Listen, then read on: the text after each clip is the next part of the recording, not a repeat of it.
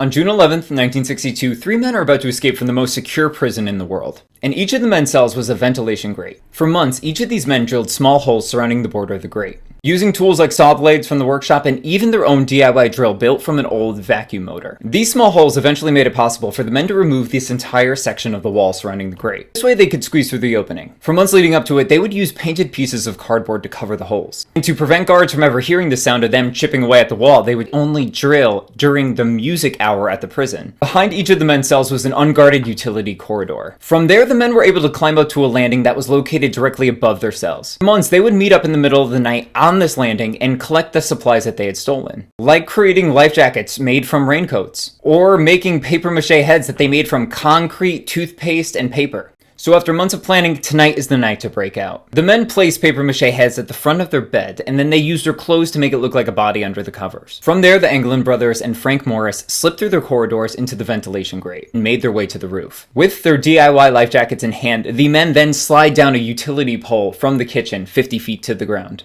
And at this point, there's only two barbed wire fences that are standing between them and freedom. Once the men climb and scrape over the fence, they make their way to the northeast shoreline of Alcatraz Island. This was a spot that was blind from the guard towers. In this area, they use an accordion-like device to inflate the raft. It's now around 10 p.m. and the three men board the raft through the rough waters and make their way towards Angel Island. It's not until the next morning that the men are identified as missing. The guard actually pushed one of their papier-mâché heads where it fell onto the ground and cracked. That's when they realized. 2 days later, on June 14th, 1962, the Coast Guard finds pieces of a broken paddle about 200 yards from Angel Island. A look around the island also uncovered a wallet of one of the Anglin brothers. Aside from this, nothing else was found. It's not until June 21st, 1962, near the Golden Gate Bridge in San Francisco, where shreds of raincoat were also found. It's believed that the men used these raincoats to build the rafts. This leads authorities to believe that the men all drowned. Then in 1975, this photo surfaces, appearing to be the two Anglin brothers living in Brazil as farmers. But then in 2013, the case was reopened when detectives receive a letter. A letter which states, "My name is John Anglin. I escaped from Alcatraz in June 1962 with my brother Clarence and Frank Morris.